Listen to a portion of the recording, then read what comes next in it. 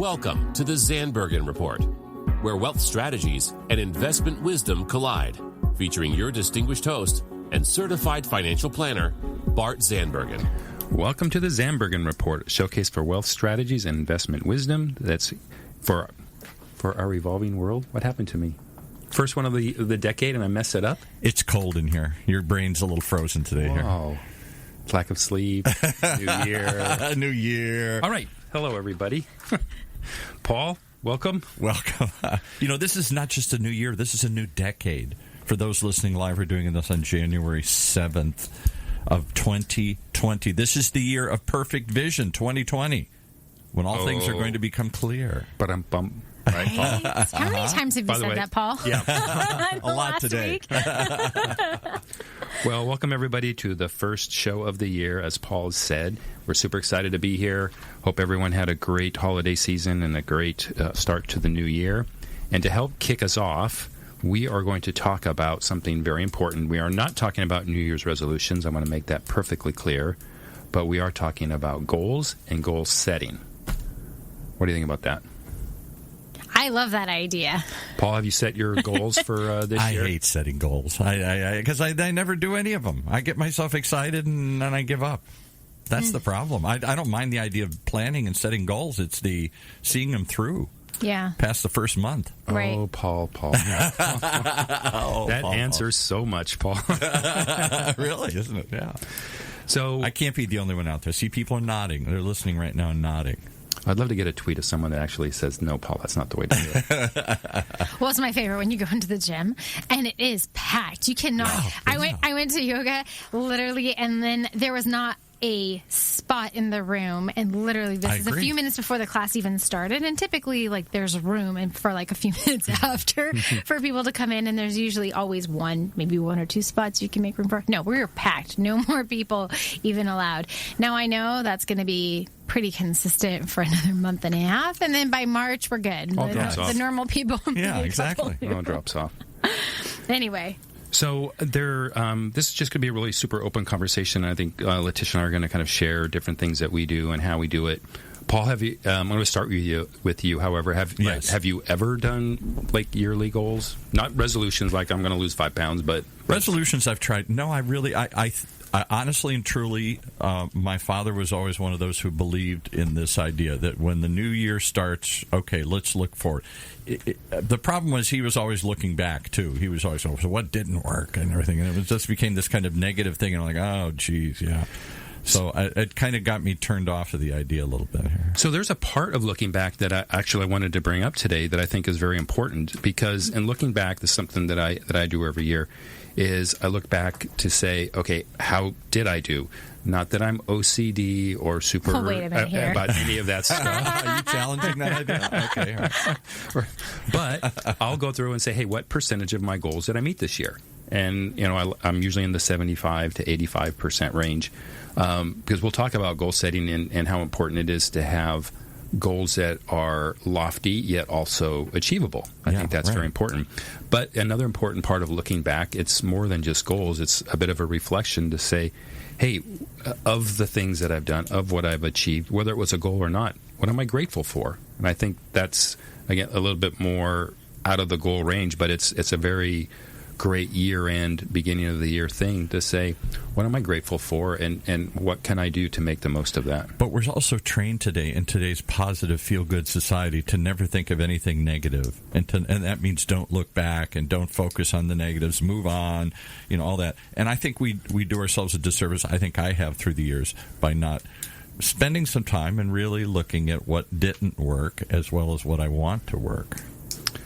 I agree with that. So every year, I do goal setting. So I know we have it in here as one of our bullets, but the frequency is I like to set the goals. Now, I'm a little OCD. I'm going to admit it. I do my goal planning in October, November. Oh, wow. And then I look for the next year going forward. And then I do a checkpoint halfway through the year, and that's maybe May or June, and I'm like, how am I doing towards those goals? And then make a shift or an adjustment. And are these just financial goals? Or are these personal goals? No. You have a great point. So I'm going to answer that in a second, but I'm going to finish the thought on the frequency. So when I do these goals, I think that it's important that, like what Bart said, I look back and say, how did I do? And I'm honest with myself. I'm not going to beat myself up if I'm not meeting my goals. But it's a part of accountability for yourself and for your family and for your job and for your business and for other things in your life. It's just kind of checking in with you and being real and raw and not necessarily beating yourself up, but saying, hey, I always start with 3 things. I set myself up and say, what did I do really well so far? What really worked really well? And what are areas that I can still use some improvement? And then what do I need to do from now until the end of the year to continue to make sure that I get close to my goals or modify them so then I still have a success at the end of the year? And corporations do that all the time. They adjust their earnings, obviously, right? Right. So this is a very standard process. But in general, I think this is important of reflection, of reaching your goals. And but you not know what, necessarily giving up is I mean, if you're not doing it doesn't necessarily mean you have to beat yourself up if it's not the right goal. I think that's part of it. So you don't want to go back, it didn't work out, I didn't lose the weight, I didn't make this, I didn't do that. And so you start feeling bad about yourself and you're like, forget it, I want to feel good this year. I'm going to turn the page, new day, all this kind of stuff, new resolution, everything. Bart says something, and every one of your show guests, your morning crew that comes in here from the workout gang, all says this, and I've said to other people how shocked I am. You guys don't just talk about what you're going to do, and I'm going to achieve this, and I'm going to climb a mountain, and I'm going to do all this stuff. You start by what you just said, being grateful for what you've done. That's a concept I'm not familiar with. You know, we're always talking about the negatives. We're either living in the future when it's going to be happy, or we're dwelling in the past where it was bad. We don't stop and look at today. What am I grateful for today? Mm-hmm. It's such it's a mindset change for sure, but it's also somewhat of a life changer because it puts you in a state of mind, I think, to be more open to receive great stuff. I don't want to sound too airy, if you will, but it's I find it to be true. And I think it's kind of interesting, too. And I was going to have you, Paul, I was going to just poke at Letitia a little bit. All right. Not that she's OCD. Ask her when her tax appointment is. Her tax appointment? Not fair. It's April 14th for me. Yeah, so she's not April 14th. It's someday in January. No, so because of my investments, I actually don't do that because of K1s. But if I could, I used to. But that being said, I actually do meet with my CPA in October, November, before I'm doing my annual goals because I want to make sure I maximize all of my opportunities. Well, that makes sense. For before the year end. Yeah, to make sure that I'm efficient. And then I also want to make sure that I utilize my team. And my CPA is part of my team and making sure that my goals in the next year is saying, hey, how can I improve and do things better? And I'm always looking at striving for improvement. And for me personally, so I love the idea of meeting with them and having them give me ideas or just making sure that I feel like, yeah, I'm on the right path. I'm doing the right thing. So how many, you guys are both so super organized. No, wait, hold on. Bart, when do you go to use your CPA? That's actually not fair either.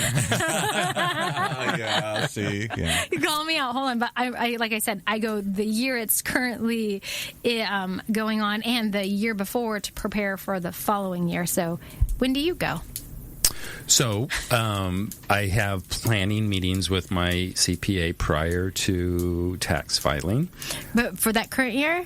For previous year? For planning, yeah. But let it be known that I do file on the latest legal tax day of the year, which is October 15th. God love you, Bart. Join the rest of us here. My father used to say when he'd watch the foolish people out at midnight, driving in with the last thing, he said, I always know that you're in there somewhere here. That's right. So there was actually a commonality. Letitia and I have so many commonalities, but one, the fact that we work with people and we're their financial planners, but setting goals is also a way of planning, planning your future. And there is an adage that I think this applies to not only in your financial future, but with goal setting, is failing to plan is like planning to fail. Right. So if you don't set these goals in place and have some accountability and check in, then how will you ever reach them, except by random luck? Yep. That's been my success. Key to Paul's success. Right, random luck.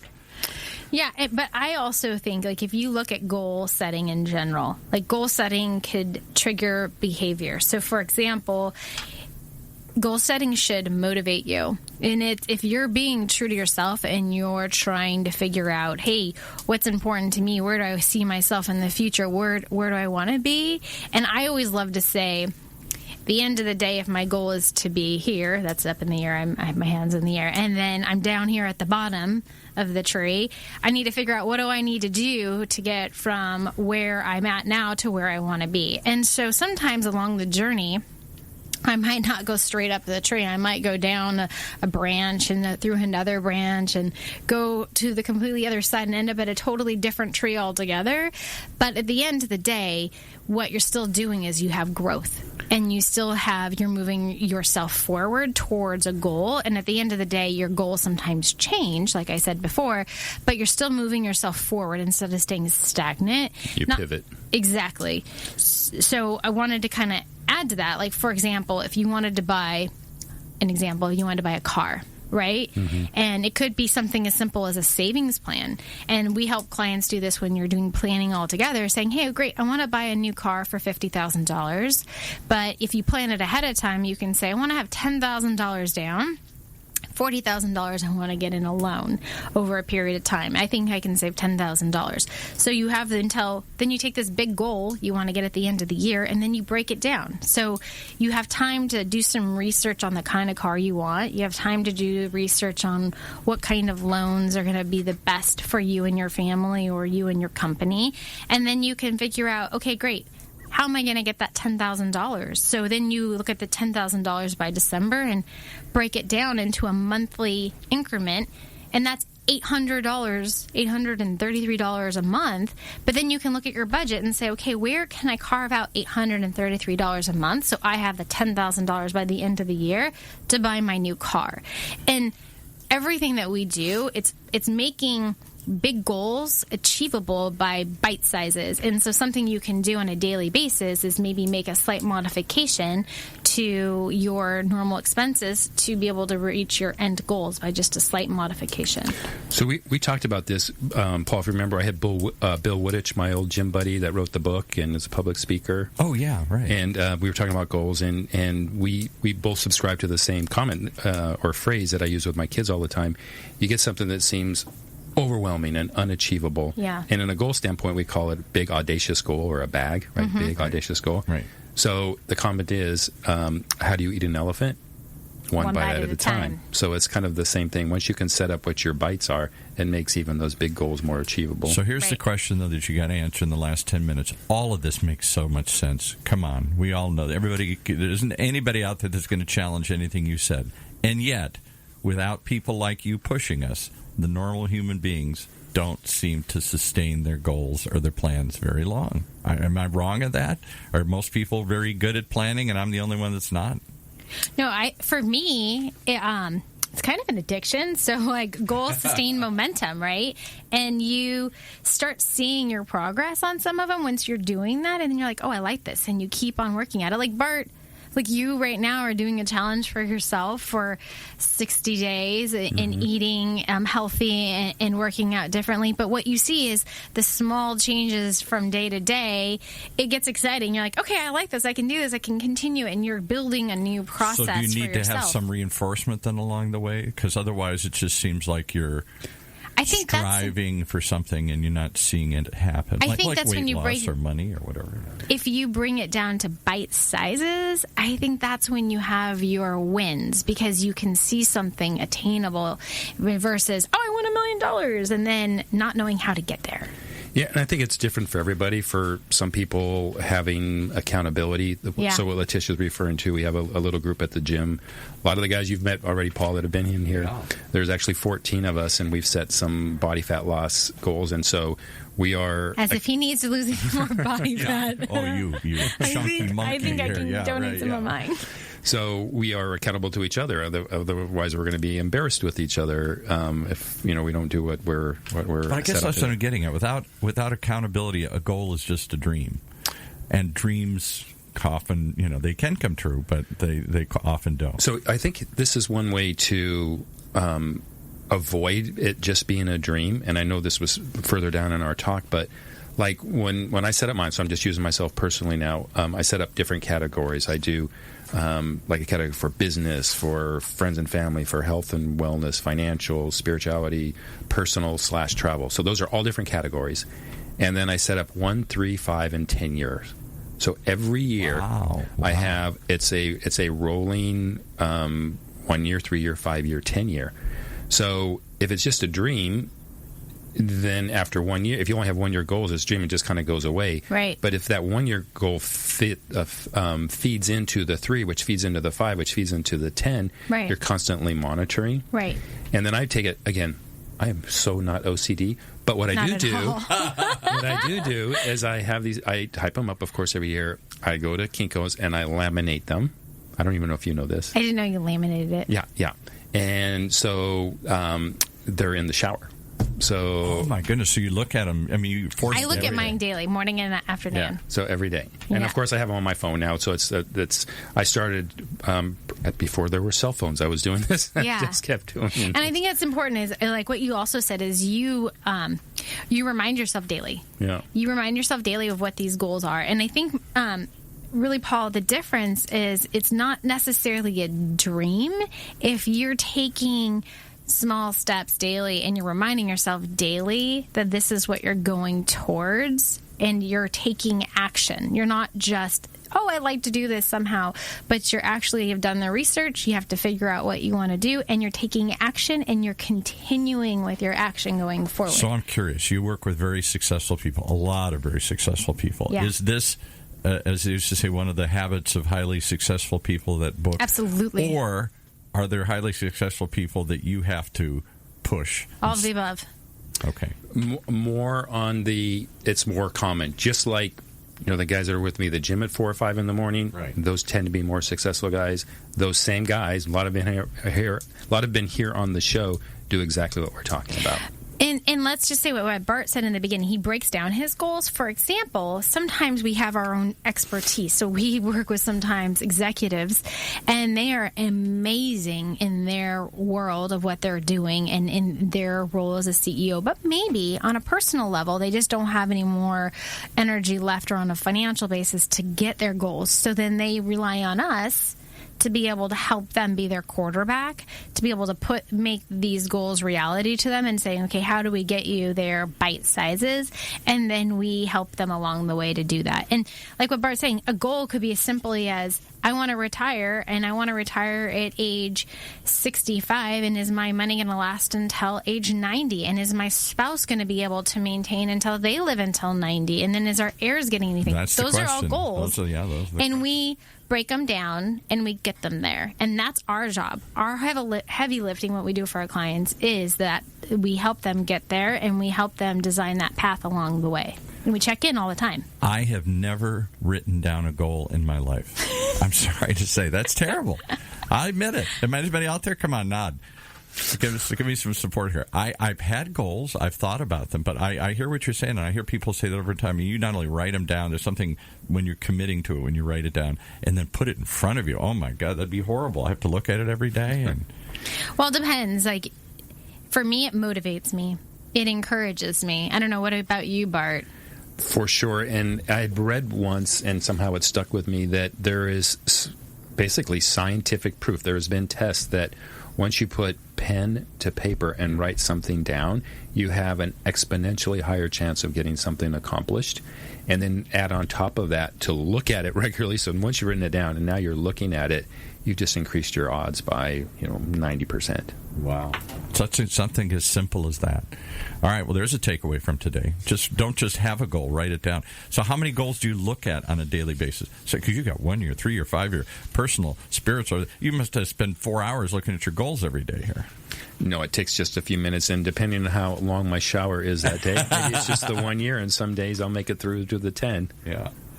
And so you literally just mentally check them off, say, oh yeah, 5 years I want to go climb Kilimanjaro or something here, 2 years I want to. So and you don't even know this, Letitia. So I take it one step further, and this might be. He thinks that I can read his mind. This is good. I'm liking how we're going here. This might be a year of sharing. Yeah. So I actually take the goals, and then I create my Bart vision statement, and it's a front and back page, and I've actually written out my future. Yeah, I know where you got that. I'm not going to even say. Wow. I have done that, too. So you've seen the future, and it's there. And so many things on it have already happened, and so I updated it accordingly, and as time goes on, as I get older. But there's a coach that you took many years ago, and I took as well, with different organizations that actually had you go through an exercise and you visualize your future. It's your dream, Paul. This is your dream, and this is when you say, okay, great. When I'm older, I want to have this house, and I want to have this type of environment, and I want to have this type of it's actually slightly feel. It's you're just about there, but it's you paint the picture, right? But as if you're living it now, right? I am vacationing on an island. I have a vacation home that my whole family uses. It's happening now. Business partners, I have an amazing radio business show partner. Yeah, right.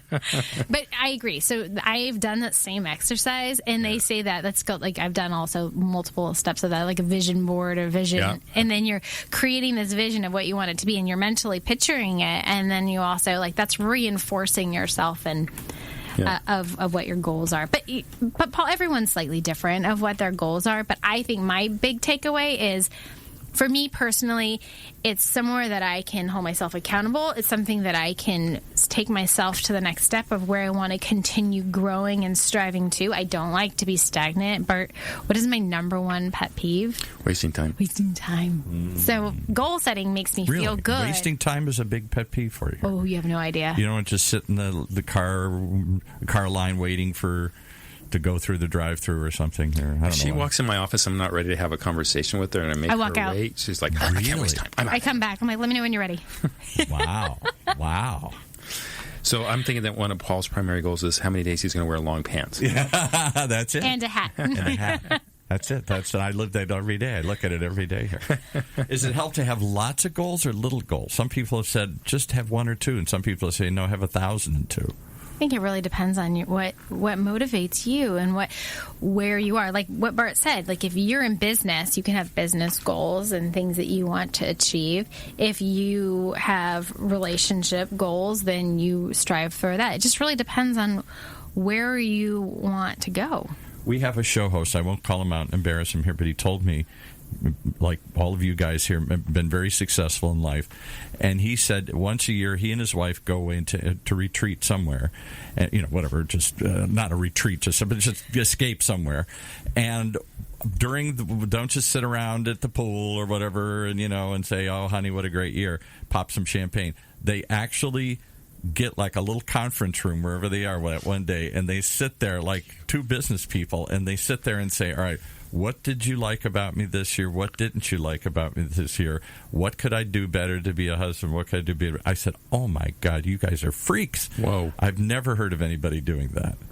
Well, I'm sure, Tish, that's your thing, isn't it? Do you do that? Do you do that? So I do with my husband. We do date night. You guys are freaks. I never heard of this. Yeah, I do it quarterly, actually, with my husband. Oh, my God. I do it daily. I do it quarterly, and I pull up our goals as, oh my God, as a couple and say, like, hey, are we on track with how, we're treating each other and how are we spending time together? And are we not neglecting our children? Is business is good? Is our finances in good spot? Like, are we hitting our goals that we want to hit? And we touch bases. Now, he doesn't ever initiate those meetings. It's actually I usually set up I'm going a to tell sitter. you why. He doesn't want to hear it. We hit our goals. I'm pretty proud of that. But I think it's because we're always kind of looking you're at the it. two people I never knew anybody did this. I mean, I know you try and reconnect and say, hey, once in a while, hey, honey, how are things going? And you kind of have a sense of each other if you've been together as long as I have with my wife here. But to sit down, I can't imagine us actually sitting down. Okay, here, point sub 4, number 3 here. Have we? Yeah, so here's a personal share. As I learned from Bart this last year, and he is so good about date nights with his wife. We do a lot of events as a business, as a company, and connecting with people. But it's also super important to be able to take time with our family. So I took a play from Bart's book, and we're getting a sitter on Friday nights, and my husband and I are going to date night because it's important to invest in ourselves as well. So it's just people in your environment, but that was an idea, something that he took. Now, I'm older than you guys here, and I remember watching my father and I grew up in a nice upscale neighborhood. Everybody was in CEO, executive or CEO or somebody here. These were guys that spent no time with their families because they were spending 100 hours trying to make it, and that was what you were supposed to do. If they weren't ever trying to factor in more time. It was we just all had to accept and sacrifice, kind of. Sorry, Dad, that was part of the goal when you signed on here. Yeah, for sure. And I don't hear that as the common dream anymore here. The guy who. What keeps Sammy running, or whatever that book was. Because it's not Sammy anymore; it's Sammy and Sam, like male and female work. That's true. So now it's like we really, not because we have to, but we want to, and we have personal goals. And like, for example, I don't have to work, but I make a difference in people's lives, and we love it. I know Bart's like making fun of me right now because he knows I hear a lot of your other clients, and you talked that about. So work in some time for you, work in some time for the family, work in some time. That's part. It's a holistic approach. It's not just about how can I maximize. I got 20 years to make money here, or to make it in my career, or whatever. It's not just about money. It's about. It's not. I mean, I'm sure those people exist. Just face it. But the kind of clients that Letitia and I work with. Are just more like us. We just attract more people like us and like our other clients because they're referred by other clients, and they're family oriented and they're health oriented and they're goal driven and they're philanthropic for the most part. So. So they want to do something more than just make money, because there are an awful lot of people out there at all levels. I see it. The poor Vietnamese shop owner that has 4 shops and he's going from one to the next here, one after another here. They're working themselves to death here. Yeah, it's life balance. That's also important. So, we are just. I'm surprised Paul didn't cut us off. Where goals went over a little bit. You want to give some of our tags, and then I'm going to close with a quote. I think that can be the thing for the year. I'm going to come up with one of my favorite quotes. Oh, I like that. Okay, cool. So you can always find us online, and then you can search us on Zandbergen Report, Wealth Strategies, and Investment Wisdom, and we are all over the place, so which is really exciting, and that's because of you guys liking us and tagging us and listening to us and commenting. And if you haven't recently, do it again. Tell us what you like about our shows and share it with a friend. So we're here for you guys. I think that's something you guys should always know is this is clients come to see us for this information, and we're here for you. So Zandbergen Report, and then you can find us on Instagram, you can find us on Facebook and Twitter and iTunes. Paul, anything else you want to add? Stitcher, Spreaker, iHeart. You're on big stuff. Yeah, you're everywhere. You're missing the big ones here. All right. So my closing quote today is going to be on discipline, one of my favorite words in life. And I think this also applies to goal setting, because I think there's a level of discipline with goal setting. Yep. And discipline this isn't the dictionary definition of discipline. This is one that I've found that I like, is willing to do the things others won't do to have what others can't have. Oh, I like that. Oh, I like that one. Say that one more time. That's a good one here. Discipline is willing to do the things others won't do to have what others can't have. Wow. That really, there's a lot of truth in that. I can think of a million examples. Good stuff, guys. All right. Thanks, Paul. Thanks, everyone, for tuning in. We'll see you in studio next week. Cheers. Tune in next week for the latest edition of the Zandbergen Report, Tuesdays at 2 p.m. Catch up on our recent shows by visiting bartzandbergen.podbean.com. The Zandbergen Report is also available on iTunes, iHeartRadio, and Spotify. Interested in being a featured guest on our show or have a question you'd like to hear us answer? Email podcast@bartzandbergen.com. Bart A. Zandbergen, CFP, and Letitia Berbaum, AIF, are registered investment advisors with Optivest Inc. and registered representatives with Gramercy Securities Inc., member FINRA and SIPC.